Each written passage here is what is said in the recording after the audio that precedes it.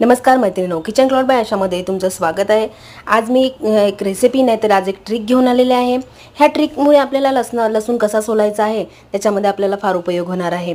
आपल्याला कोणत्या पदार्थामध्ये जसं मोमोज आहे किंवा मंचुरियन आहे, चायनीज पदार्थामध्ये भरपूर लसूण लागतो आहे।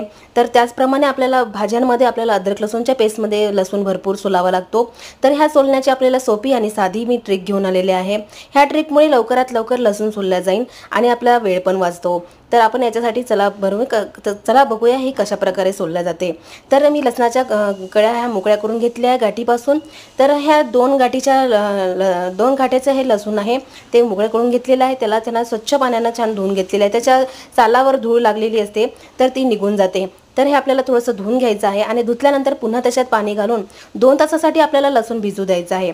2 तासानंतर आपण हे बघता व्हिडिओ दाखवल्याप्रमाणे ह्या लसणापासून साल लवकरच मोकळी होत आहे, लवकर सुटत आहे। तर पटापट हे सोललं जात आहे। एवढंच 2 गाठी लसूण सोलायसाठी मला फक्त 5 मिनिट लागलेले होते। तर हे पटापट लसूण सोललं जाते। कधी कधी आपल्याला भरपूर लसूण सोलावा लागतो तेव्हा ही ट्रिक फारच उपयोगी पडते। अशा प्रकारे टिप्स आणि ट्रिक आणि मी किचन टिप्स घेऊन येणार आहे तुमच्यासाठी। तर माझ्या व्हिडिओला लाईक करा, शेअर करा आणि नवनवीन रेसिपीज बघण्यासाठी, ट्रिक्स बघण्यासाठी माझ्या चॅनलला सबस्क्राइब करा। धन्यवाद मैत्रिणींनो।